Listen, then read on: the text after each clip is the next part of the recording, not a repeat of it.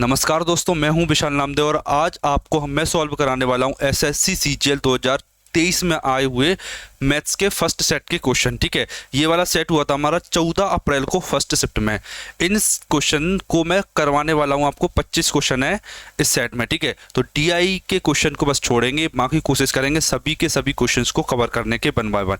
और जो भी बेस्ट मेथड रहेगी, बेस्ट अप्रोच रहेगी, कोशिश करेंगे उसी से सारे क्वेश्चंस को किया जाए। ठीक, और ये वाला बैच है, ये हर साल आता है बिल्कुल जब एग्ज़ाम हो जाता है उसके बाद में, और हम आपको प्रीवियस ईयर के क्वेश्चन कराते हैं जो एसएससी में लगातार आए हुए हैं। अभी एसएससी जीडीए की नोटिफिकेशन आने वाली नवंबर में, तो उसके प्रीवियस ईयर के सेट्स भी कराएंगे। तो अगर आप चैनल पर नए हो तो जल्दी से सब्सक्राइब कर लेना। ठीक है, बढ़ते हैं हमारे क्वेश्चन की तरफ। इसमें मैं आपको कुछ खास बात बता देता हूं, इसमें सभी के सभी क्वेश्चन कवर होंगे आपके। दूसरा, फास्ट कैलकुलेशन रहेगी, एग्जाम ओरिएंटेड अप्रोच बताएंगे, और फ्री पीडीएफ आपको टेलीग्राम पर मिल जाएगी, तो उसकी लिंक मैं आपको डिस्क्रिप्शन में दे दूंगा।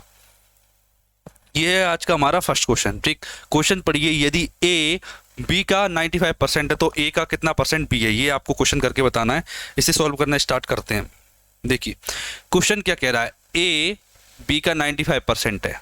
इसका मतलब क्या है, ए और बी के बारे में मैं बात करूं तो अगर बी 100 है तो ए कितना है 95।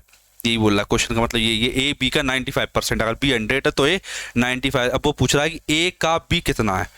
अगर ए को मैं 95 लूं तो बी ए का कितना परसेंट है, इंटू 100 का मल्टीप्लाई कर देना है इसमें।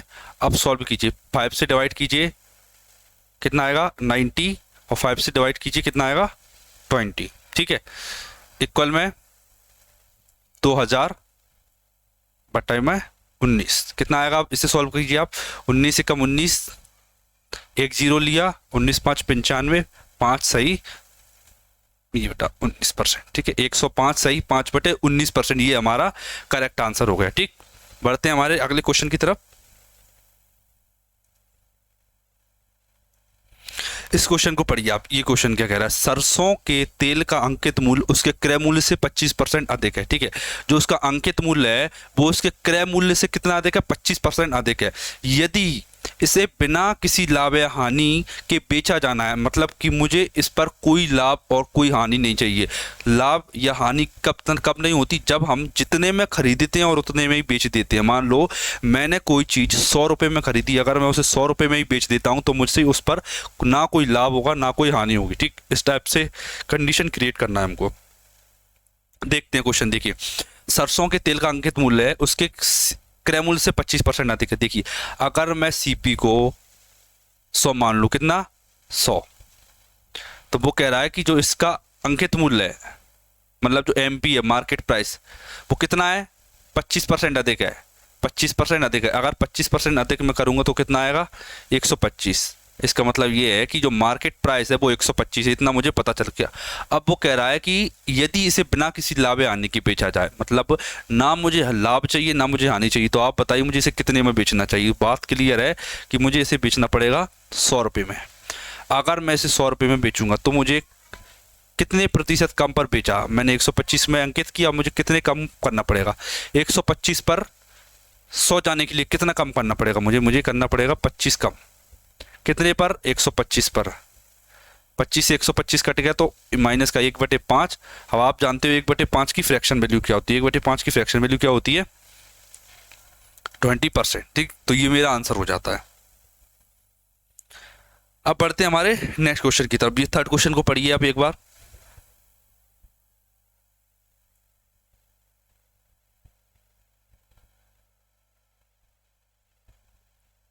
सॉल्व कीजिए इस क्वेश्चन को। क्या कह रहा है, ए एक काम को 25 दिन में पूरा कर सकता है, जबकि बी उसी काम को 30 दिन में पूरा कर सकता है। वे एकांतर दिन के आधार पर काम करते हैं। ए से शुरू करते हैं, ए और बी दोनों 5 दिन के लिए इस तरीके का पालन करते हैं, और फिर ए काम छोड़ देता है, बी से इस कार्य करता है। समझिए, ए और बी दो लोग हैं। ठीक है, एक ए है और एक बी है, दोनों लोग एक साथ काम करते हैं। 5 दिन तक एकांतर दिन पर काम करते हैं। एकांतर दिन पर मतलब कि उसने बोला है कि ए पहले काम करेगा, पहले ए काम करता है, अगले दिन बी, अगले दिन ए, अगले दिन बी, अगले दिन ए, ऐसे 5 दिन तक ये साइकिल चलती है। उसके बाद क्या होता है, उसके बाद आ जाता है कौन, कौन चला जाता है इसमें से? ए और बी तो 5 दिन के लिए करते हैं, फिर ए काम छोड़ देता है। अब बचा बी। अब बी बचेगा, उस काम को कितने दिनों में करेगा ये मुझे बताना है। तो इसके लिए एक सिंपल तरीका, पहले इनकी एफिशिएंसी निकालते हैं। क्या? देखिए ए के बारे में बात करूं मैं तो ए कितने दिन लेता है? 25 दिन करता है, 25 दिन में काम को कंप्लीट करता है। अगर बी की बात करें तो बी कितने दिन में काम कंप्लीट करता है? बी की बात करें तो बी करता है इसे 30 डेज में पूरा। अब आप बताइए 25 और 30 का एलसीएम क्या होगा, या फिर 25 और 30 से कटने वाली संख्या। मैंने बोला 150, कितनी? 150। मैंने मान लिया कि जो टोटल काम वो करते थे वो 150 था, ठीक है। 25 से 150 में भाग दिया तो 25 अंक 150, 30 का भाग दिया तो 5 आ गया, ठीक है। मतलब ए की एफिशिएंसी 6 और बी की एफिशिएंसी 5, ठीक है। अब मुझे ये पता चल गया। अब मुझे इनसे 5 दिन काम करवाना है। किसके साथ 5 दिन कैसे काम करेंगे? ये अल्टरनेट डेज पर। अल्टरनेट डेज का मतलब होता है पहले ए आएगा फिर बी। उसने क्लियर बोल रखा है, आप क्वेश्चन पढ़ोगे तो ए से शुरू करते हैं। ए आया पहले, ए कितने दिन काम करेगा? ए ने किया 6 यूनिट काम एक दिन में। अगले दिन बी आया, फिर अगले दिन ए आया, फिर उसके अगले दिन बी आया, फिर उसके दिन अगले दिन क्या आया? ए आया, ठीक है। ये 51 दिन काम होगा। केवल 5 दिन उन्होंने इस तरीके से काम किया। कितना हुआ टोटल काम? कितना किया उन्होंने 5 दिन में? 6 5 11, 11 11 22 और 6 28। कितना काम किया? 28। मतलब कि 150 में से 28 यूनिट काम ए और बी ने स्टार्टिंग के 5 दिन में कर दिया था। तो मैं इसमें से घटा लेता हूं 28 को, कितना बचा? 122। काम कितना बचा है अभी? 122। अब मुझे 122 काम को करवाना है केवल बी से, क्योंकि ए अब जा चुका है। ए जा चुका है, ए ने काम छोड़ दिया। अब बचा 122 काम, उसे करेगा बी अकेला। 5 दूनी 10, 5 चौक 20, 2/5, 24 सही 2/5 दिन टोटल लगेंगे बी को बचा हुआ काम करने में। ठीक, समझ में आ गया? अगर कोई डाउट आता है तो आप कमेंट में पूछ सकते हो मेरे से। ये जो क्वेश्चन कर रहा हूं इसकी पीडीएफ आपको टेलीग्राम पर मिल जाएगी, नीचे डिस्क्रिप्शन में लिंक के, वहां से आप इसे देख सकते हो। अब इस क्वेश्चन को पढ़िए, आप क्या कह रहा है। अपनी यात्रा के एक भाग के रूप में एक व्यक्ति 80 किलोमीटर पर हार की चाल से 120 किलोमीटर की यात्रा करता है। अगले 100 किलोमीटर चलता है वो 40 किलोमीटर पर हार से 75 किलोमीटर से प्रारंभिक स्थान पर वापस आता है। जितना गया उतना वापस आया, ठीक है। अब इस क्वेश्चन को कैसे करेंगे? ये है किससे? औसत चाल बताना है मुझे इसमें। औसत चाल, एवरेज स्पीड। एवरेज स्पीड कैसे बताते हैं? Total distance upon total time, ठीक है। टोटल टाइम देखते हैं, पहले देखते हैं। पहले वो गया 120 किलोमीटर, ठीक है। उसके बाद गया 100 किलोमीटर। 120 किलोमीटर किस स्पीड से गया था? देखिए 80 किलोमीटर से, 80 की स्पीड से गया। उसके बाद में बचे हुए 100 किलोमीटर किस स्पीड से गया? वो बचे हुए 100 किलोमीटर गया 40 की स्पीड से, ठीक है। अब इतना काम हो गया। अब वो वापस आएगा। जब बताइए कोई 120 गया फिर 100 गया, मतलब टोटल कितना गया? 220 किलोमीटर। अब वो आएगा तो कितना आएगा? 220 किलोमीटर, ठीक है। तो ये वो आया 220 किलोमीटर वापस आएगा। किस स्पीड से आया है?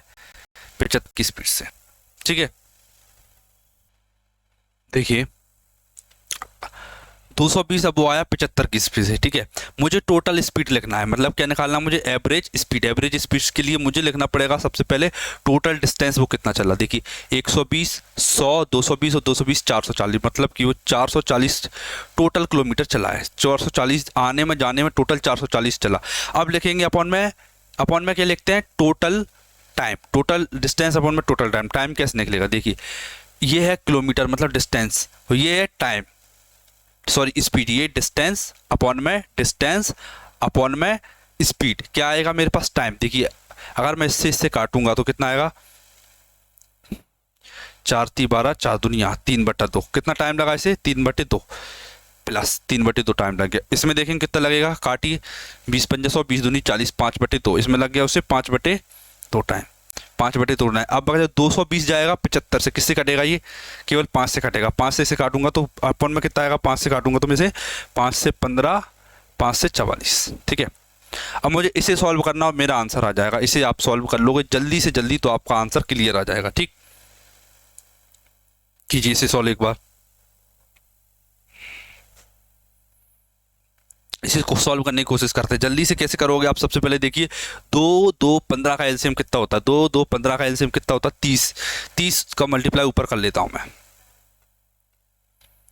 440 गुणा 30, 30 से मल्टीप्लाई अपन में 2 का भाग दो 30 में, 15 आया, 15 3 45 प्लस 2 का भाग फिर से 30 में 2 15, 15 5 75 आ गया, प्लस 15 का भाग दो 30 में, 15 दूनी 30, 2 का गुणा करो 44 में 88 आ गया।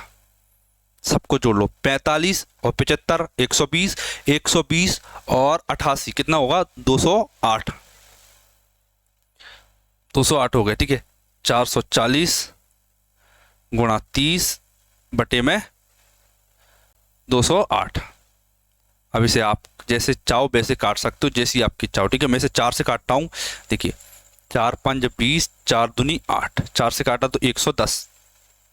अब काय से कटेगा, ये केवल कटेगा अब 4 से, इसे 4 से काट देता हूँ मैं, 4 से 13 आएगा, 4 से काटा है मैंने इसे, तो 2 से मैं इसे काट देता हूँ और 2 से मैं इसे काट देता हूँ, 55 आ जाएगा। ठीक है, अब आपको क्या करना है, 55 गुणा 15, 55 गुणा 15 करो कितना आएगा 55, 55 गुणा 15 कितना आएगा 15 5 75, 5 हाथ से 15 5 75, 7 ऊपर आया, 15 5 75, 75 और 7 82 बटे में 13, 83 ये काटा तो 13 6 78, कितना बचा 4, 13 3 39, 13 आया 63 पॉइंट में।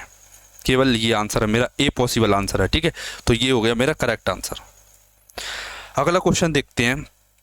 8 पुरुष एक कार को 45 दिन में, 8 महिलाएं उसी कार को 18 दिन में, 5 पुरुष और 5 महिलाएं मिलकर उसी कार को कितने दिनों में करेंगे। ठीक है, इसमें आपको टोटल वर्क को कांस्टेंट करना पड़ेगा, मतलब कि टोटल वर्क मैन ने कितना किया और टोटल वर्क वुमेन ने कितना किया, ये इक्वल करोगे तो आपका आंसर आ जाएगा।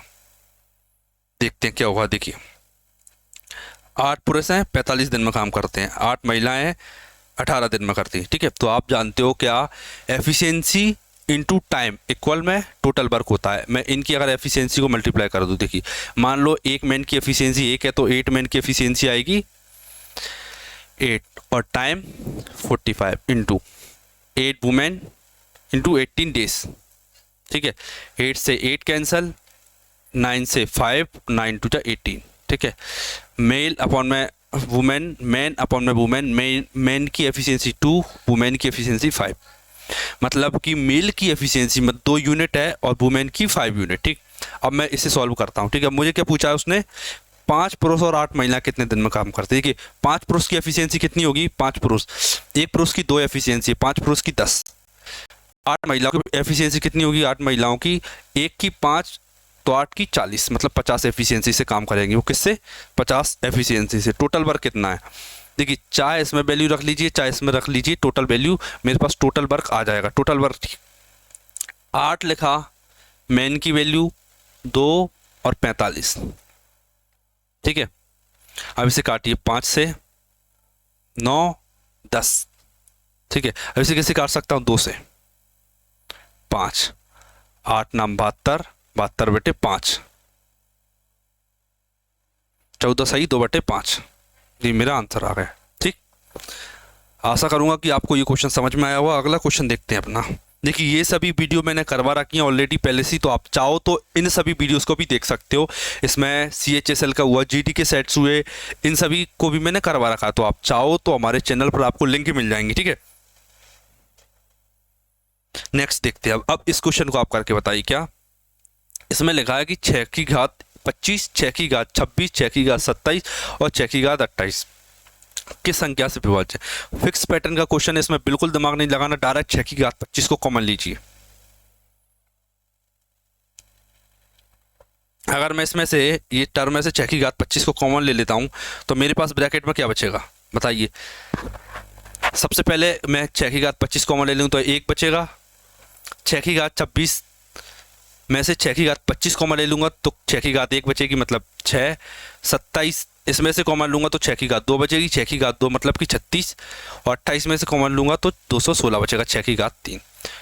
इन सबको जोड़ ली, 6 और 1 7, 7 और 36 43, 7 और 36 43, 43 और 6 49, 259 कितना आया 259 गुणा में 6 की घात 25। ठीक है, ये नंबर किससे डिविजिबल है? 259 से। ये मेरा हो जाता है करेक्ट आंसर। ठीक, आ गया आपको समझ में? अब बढ़ते हैं हमारे नेक्स्ट क्वेश्चन की तरफ। दो समकेंद्रित वृत्तों की त्रिज्या कितनी है? 10 सेंटीमीटर और 6 सेंटीमीटर है। बड़े वृत्त की उस जीवा की लंबाई ज्ञात कीजिए छोटे वृत्त को स्पर्श करती है। ठीक है, अब इसका डायग्राम क्या पॉसिबल होगा वो आप दिमाग लगाइए थोड़ा। देखिए, सबसे पहले तो समकेंद्रित वृत्त क्या होते हैं? जिनका केंद्र सेम होता है। ये एक दूसरा वृत्त।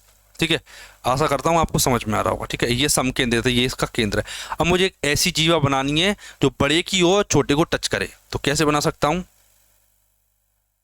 ये बन गई।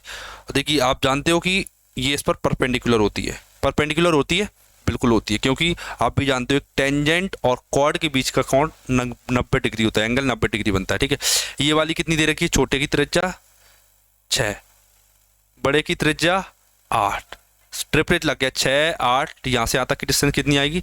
10। अगर ये 10 है तो ये भी 10 होगा, मतलब जीवा की लंबाई कितनी आ गई? जीवा की लंबाई 20 सेंटीमीटर। एक सेकेंड, 6 8 3 4 5, एक सेकेंड, इसमें ये दे रखा था 10 दे रखा है। एक सेकेंड होना, ये 10 दे रखा है तो ये 8 आएगा। ये 8 है तो ये भी 8 हो जाएगा, मतलब कि 16 सेंटीमीटर इसकी लेंथ है। आ गया समझ में? रिपीटेड पैटर्न है, ये हर साल पूछा जाता है। पिछली साल भी मैंने इस टाइप के सेट आपको सॉल्व करवाए थे, आपको प्लेलिस्ट में मिल जाएंगे। आप देखना चाहो तो उन्हें भी देख सकते हो। आपको भी इस टाइप के बहुत सारे क्वेश्चन देखने को मिलेंगे। अगला क्वेश्चन देखते हैं। अगर 9 साइन ए प्लस बी 1 है, कॉस ए माइनस बी 1/2 है, तो ए की वैल्यू बताइए। मुझे नहीं लगता कि इससे सिंपल कोई क्वेश्चन होगा। देखिए, ए प्लस बी की वैल्यू क्या आएगी? साइन में कितने डिग्री की वैल्यू 1 होती है? मैंने बोला कि साइन 90 डिग्री की वैल्यू 1 होती है। कॉस में कितने डिग्री की वैल्यू? कॉस में कितने डिग्री की वैल्यू 1/2 होती है? 60 डिग्री की।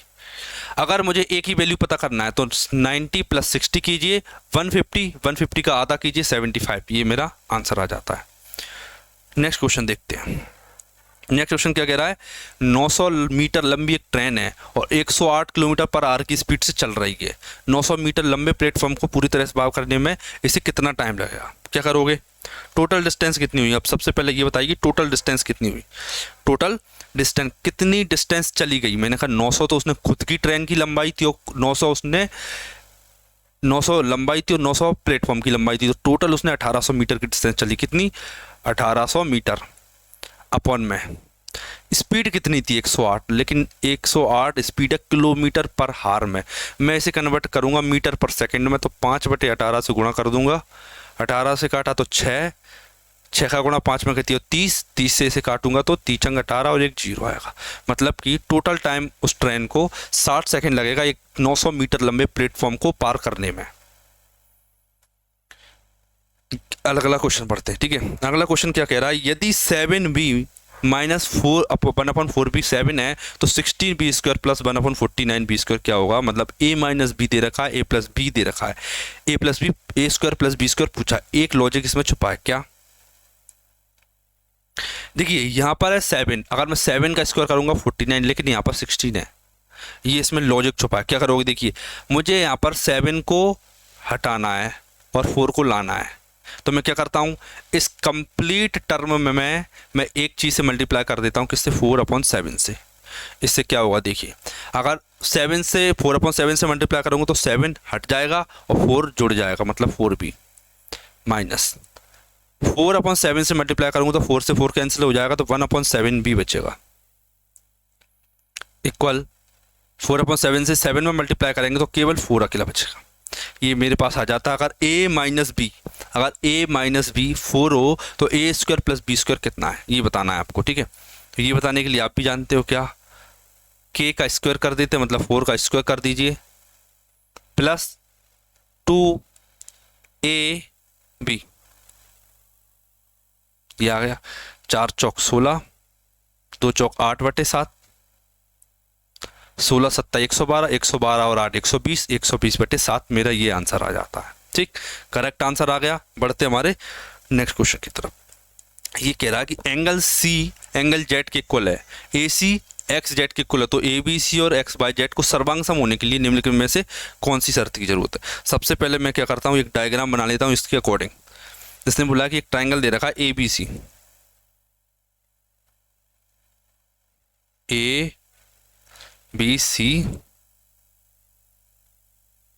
एक्स बाई जेड, दो ट्राइंगल बन रखा है, ठीक है, ए बी सी और X Y Z. Angle C ये इसके इक्वल दे रखा है जेड के, ए सी एक्स जेड के इक्वल दे रखा है। अब मुझे क्लियर पता, अगर मुझे इन्हें कॉन्ग्रुएंट प्रूव करना है, मतलब कि सर्वांग सम, तो ये इक्वल होना चाहिए B C equal Y Z. क्यों होना चाहिए, इसमें लगेगी एस ए एस की प्रॉपर्टी, साइड एंगल साइड, तो साइड एक इक्वल दे रखी, एक एंगल इक्वल दे रखा, तो एक साइड की जरूरत है, वो होगी उस एंगल को बनाने वाली side, B C equal Y Z. ये वाला क्वेश्चन देखिए, बहुत अच्छा क्वेश्चन है ये, 30 नंबर का क्वेश्चन देखिए। दी गई आकृति पी ए बी एक छेदक रेखा है और पी टी पी से वृत्त की स्पर्श रेखा, पी क्या है, पी से वृत्त की एक स्पर्श रेखा खींची गई। यदि P T 8 centimetre, P A 6 centimetre, A B 1 centimetre, तो एक्स का मान ज्ञात करना। मुझे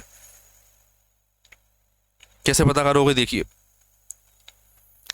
ये 8 दे रखा है आपको, पी टी स्क्वायर वाली में याद होगी क्या, पी टी स्क्वायर मतलब 8 स्क्वायर इंटू पी से ए की distance, sorry 8 square equal P T square equal P A मतलब कि 6 इंटू पी बी। मेरे पास पी बी कितना दे रखा है, पी बी ए से बी एक्स दे रखा है, ए से बी कितना है, एक्स दे रखा, तो आपको पी बी कितना आएगा, 6 प्लस एक्स, कितना आएगा 6 प्लस एक्स। अब कैसे सॉल्व करोगे, 8 8 64 अपॉन में 6 लिखा, अपॉन में 6 आ जाएगा और ये माइनस में 6 आ जाएगा, इक्वल में एक्स की वैल्यू है 6 6 जा 36, 64 में से अगर 36 माइनस करेंगे तो कितना आएगा, 36 40 20 28 बटे में 6, 2 से काटो 14, 2 से काटा 3, 14 बटे 3 मेरा आंसर आ गया। ये सी मेरा करेक्ट आंसर हो जाता है। ठीक, अगर समझ में, इस पीडीएफ अभी भी कह रहा हूँ, पीडीएफ लेने के लिए टेलीग्राम पर ज्वाइन हो जाना, नीचे इसकी लिंक दे रखी। अगर आप इन सॉल्यूशन को फिर से देखना चाहते हो खुद करके तो आप देख सकते हो आसानी से। देखिए, एक दुकानदार नीचे दी गई छूट संबंधी योजनाओं को पेश करता था। ठीक है, 2 योजनाएं दी इसने, किस योजना में छूट प्रतिशत अधिकतम, मतलब कि छूट प्रतिशत अधिकतम किसमें है। ठीक है, अब आपको इसमें डिस्काउंट निकाल लाना चाहिए। एक कंडीशन में मैं डिस्काउंट देता हूं कि उसने पहली कंडीशन में कितना डिस्काउंट दे रखा, कैसे पता करोगे, देखिए कितनी चीजें फ्री दे रहा है, मैंने कहा 4 चीजें, मतलब 4 का तो डिस्काउंट दे रहा है। कितनी खरीद के लाया है, दुकानदार की तरह सोचो, दुकानदार कितनी खरीद के लाया होगा, 3 चीजें और 4 चीजें, दुकानदार ने 7 चीजें खरीदी होंगी। 4/7, 4/7 कितना होता है, 1/7 होता है 14 सही, 14 चौक 56, मतलब कि 57 सही 1/7%, 57 सही 1/7%। अब आप दूसरी देखो, बी वाली कंडीशन देखो, कितनी चीजें फ्री दी उसने, 6 फ्री दी, खरीद के कितनी लाया 11, 6 और 5 11, 6/11 की परसेंटेज वैल्यू क्या होती है, 1/11 की होती है 9, 9 चक 54, कितना है 54 सही 6/11%। अब आप मुझे क्लियर बता दीजिए किसकी परसेंटेज में ज़्यादा दी गई है, कितना डिस्काउंट ज़्यादा है, ए का ज़्यादा है, ये मेरा ज़्यादा हो गया। ठीक है, 14 क्वेश्चन मेरा कंप्लीट हो गया। अब देखिए नेक्स्ट क्वेश्चन को, नेक्स्ट क्वेश्चन क्या कह रहा है, कितने समय में 4% वार्षिक दर से 10,000 रुपये पर उतना ही ब्याज प्राप्त होगा जितना 5% साधारण ब्याज पर दर पर 4 वर्ष में 8,000 रुपये पर प्राप्त होगा। इसमें एक चीज क्लियर बोल दी कि सिंपल इंटरेस्ट कांस्टेंट है, क्या इंटरेस्ट हर बार सेम दे रहा है। अगर सिंपल इंटरेस्ट कांस्टेंट है, सिंपल इंटरेस्ट कांस्टेंट है, इसका मतलब क्या है कि P1 R1 और T1 इक्वल होगा P2 R2 T2 के। ठीक है, पहली कंडीशन में प्रिंसिपल इंटू पहली कंडीशन में रेट इंटू पहली कंडीशन में टाइम इक्वल सेकंड कंडीशन में PRT। ठीक, पहली कंडीशन में कितना है 10,000, रेट कितनी है 4, टाइम पता नहीं T इक्वल कितना है 8,000, कितना रेट है 4, टाइम कितना है, टाइम 4 है और रेट 5 है। ठीक है, 4 से 4 तो डायरेक्ट कट गया, 3 जीरो से भी 3 जीरो डायरेक्ट कट गया, 5 8 40, 40 आ गया, और इस 40 को 10 से काट दो, कितना है 4, मतलब टाइम कितना आ गया 4 7। 1 स्टेप में आंसर आ गया। ठीक, इतना ही करेंगे जितना एग्जाम में आपकी पेन चलना चाहिए। ठीक, अब देखिए, एक पुरुष, एक लड़का, एक महिला किसी कार्य को 10, 15, 30 दिनों में करते तो मिलकर कितने दिनों में पूरा करेंगे, ये पूछा। बिल्कुल सिंपल क्वेश्चन है, बिल्कुल एक लाइन का। आप मुझे इसका आंसर कमेंट करके बताओगे। ठीक है, क्वेश्चन नंबर 17 और इसका आंसर क्या है। आपका जो आंसर होगा मैं उसे अगली वीडियो में ऊपर हाईलाइट करके दिखाऊंगा वीडियो में। ठीक, कॉस थीटा का रूट 3/2 है तो tan square theta plus cos square theta क्या होगा, ये आप मुझे बताइए। टाइम देते हैं आपको करने का, कोशिश कीजिए करने का, 10 सेकंड देते हैं करने के लिए। कितना आएगा बताइए, नहीं पता, देखते हैं हम। देखिए, कॉस थीटा कितना है, रूट 3/2, मतलब कि कॉस की वैल्यू कितनी रही होगी, 30 डिग्री। tan 30 कितना होता है, 1/√3, 1/√3 का स्क्वायर करूंगा तो 1/3। कॉस थीटा का स्क्वायर मतलब कि 3/4, 3 से 3 कैंसिल तो 1/4। ऐसे भी क्वेश्चन आते हैं 1 लाइनर एसएससी में। ठीक, अब इस क्वेश्चन को कीजिए। देखिए, अब इस क्वेश्चन में कुछ नहीं करना, केवल वैल्यू पुटिंग करना है। इसमें क्या करना है, वैल्यू पुटिंग अगर आप कर लेते हो तो आपका आंसर आ जाएगा। ठीक, आप एक तरीका बताते हैं इसे करने का ताकि आप इसे जल्दी से कर पाओ। कैसे करोगे, देखिए। देखिए, इसमें मैंने एक चीज़ नोटिस की, सारे माइनस के हैं। दूसरी चीज़, एंड में 9 है, एंड में 1 है, एंड में 9 है और एंड में 7 है। ठीक है, मतलब इसके 3 डिजिट बता रहा है, 197। अगर मेरा एक आ जाता है तो मैं बता दूंगा आंसर कौन सा होगा। कैसे करोगे, देखिए, x की वैल्यू -4 है। अब यहाँ पे रखिए x की वैल्यू -4, 4 चौक 16, चौक 64, 64 का लास्ट डिजिट 4, 4 थी 12, लास्ट डिजिट 2। सारे ऐड होंगे लेकिन ये भी माइनस का आया। अब इसमें रख दीजिए 5 रखा, एक्स स्क्वायर कितना होगा बताइए, एक्स स्क्वायर कितना होगा 16, मतलब यूनिट डिजिट 6, बाय का यूनिट डिजिट 1, 6 कम 6, 6 पंजे 30 -0, यूनिट डिजिट 0। ठीक है, 12 एक्स स्क्वायर लिखिए, मैंने लिखा 12, माइनस का ही आएगा, ये भी -12, एक्स की -4, 1 सेकेंड, डायरेक्ट वैल्यू लिखेंगे यहाँ पे। 12 लिखा, एक्स की जगह -4 और बाय की जगह बाय का स्क्वायर करेंगे तो 1 आएगा, 12 चौक 48, माइनस का 8, एंड बचा 7 बाई क्यूब, 1 का क्यूब कितना होता है 1, 1 इंटू 7, 7 माइनस का 7। ठीक है, अब देखिए 8 और 2 10, यूनिट डिजिट 0, -7 बचा, मतलब कि 327 मेरा आंसर होगा। लास्ट डिजिट 7 है तो ये वाला मेरा आंसर होगा। आप चाहो तो इस पूरे को सॉल्व भी करके देख लेना, तो अभी एंड में यही आएगा, 327 ही आंसर आएगा। टेलीग्राम की लिंक मैंने डिस्क्रिप्शन दे दी है, बिल्कुल जुड़ जाना, आपको बहुत शानदार तरीके से पीडीएफ मिलेंगे यहाँ पे। ठीक है, ये जो मैं पीडीएफ आपको पढ़ा रहा हूँ ना, ये कंप्लीट आपको किस पर मिल जाएगी, हमारे टेलीग्राम पर मिल जाएगी विद सॉल्यूशन। आपको कुछ नहीं करना, एक बार क्वेश्चन देखना और डायरेक्ट सॉल्यूशन देख के अगले अगले क्वेश्चन को करते जाना। ठीक,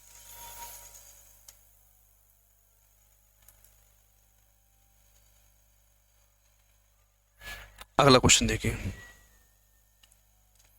यदि 4 संख्याएं समानुपात में तो बाय का मान बताइए। बिल्कुल सिंपल है, ये हद से ज़्यादा सिंपल है, इसमें कुछ नहीं करना। देखिए, समानुपात का मतलब होता है इससे यहाँ का रेशो और इससे यहाँ का रेशो सेम होना चाहिए। मैंने कहा 39 थी 117, तो 17 थी 51 आंसर। ठीक है, CGL 2023 के क्वेश्चन है ये। अगला देखिए, 4.2 सेंटीमीटर त्रिज्या वाले गोले का आयतन होता है। ठीक है, ये कैलकुलेशन की लेवल पर क्वेश्चन है ये। ठीक, देखते हैं क्या होता है इसमें।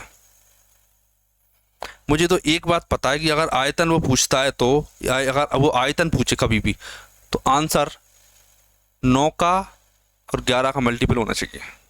ठीक है, 9 का और 11 का होना चाहिए। 9 का क्या होगा, यहाँ पर कितना छुपा है 3 होता है, 4 दूनी 6, मतलब 3 से डिविजिबल। R का क्यूब करोगे तो बिल्कुल आएगा, क्या आएगा 3 ऊपर, 9 ऊपर बचेगा और साथ में 11 भी आएगा।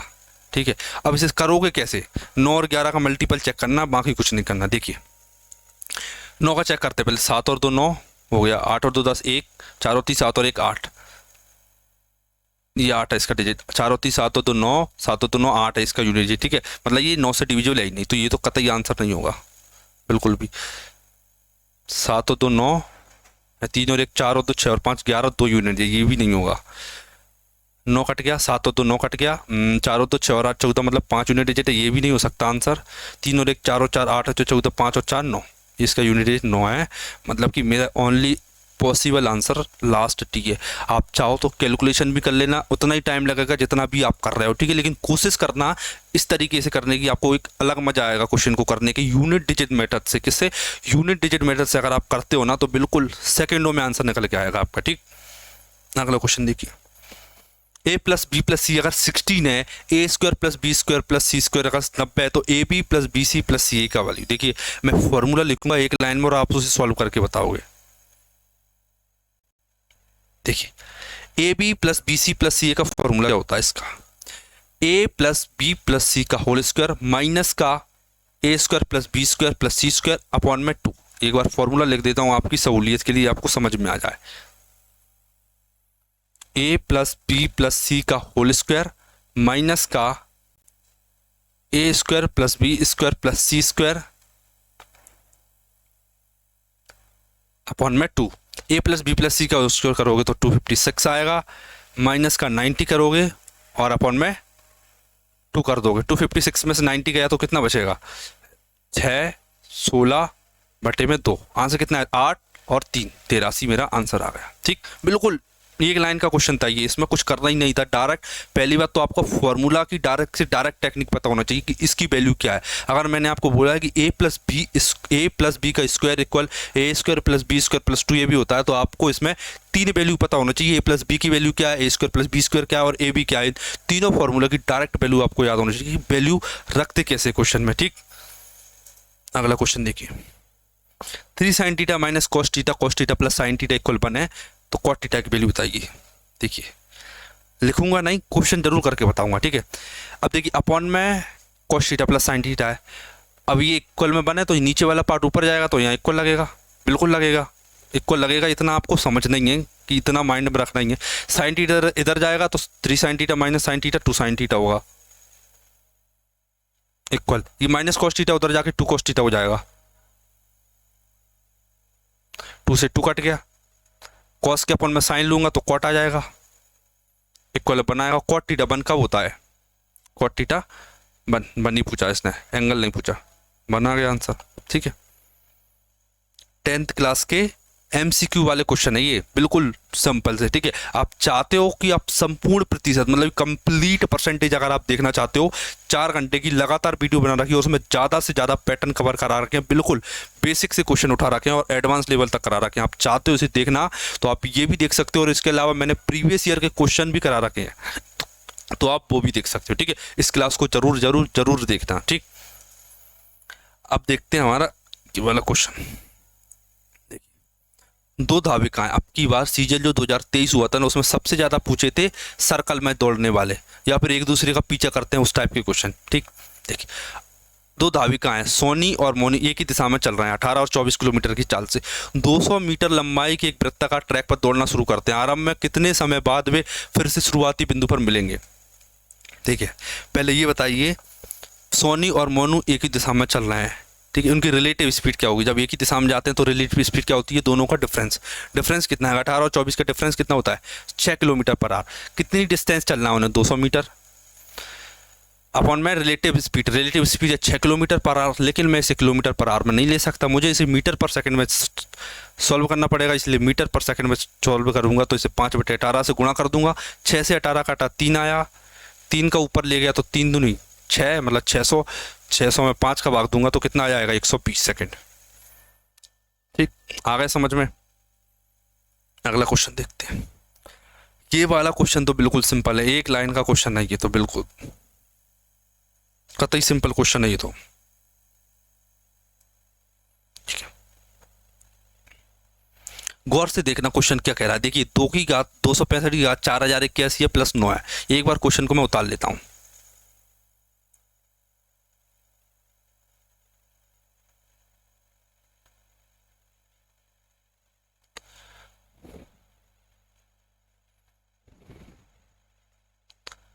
इस टाइप के क्वेश्चन एसएससी केवल आपके मजे लेने के लिए पूछती है। देखिए अगर मैं 266 से भाग दूंगा 265 पे, तो मुझे पता है कि माइनस का वन रिमाइंडर आएगा। कितना? माइनस का वन रिमाइंडर। अगर माइनस की घात ऑड नंबर होता है, ऑड मतलब विषम संख्या होती, तो माइनस का आता है 9 माइनस वन रिमाइंडर प्लस 9 बचेगा, 9 में से गया तो 8 बचा। कितना आया आंसर? 8 आंसर आया। 8 मेरा करेक्ट आंसर है, ये सही हो गया। ठीक है, मैंने आपको क्वेश्चन सॉल्व करवा दिए हैं। अगर आप इनका अच्छे से रिवीजन करना चाहते हो तो एक बार वीडियो को देख लेना अच्छे से, उसके बाद में टेलीग्राम पर जो पीडीएफ डली उसे एक नज़र में स्क्रॉल कर लेना, सारे के सारे क्वेश्चन रिवाइज हो जाएंगे। और चैनल को सब्सक्राइब कर लेना ताकि अगली वीडियो देख पाओ इसी टाइप के सीजीएल 2023 का सॉल्यूशन। बेस्ट था, आपको भी पता, ये बात। मिलते हैं हमारी नेक्स्ट वीडियो में।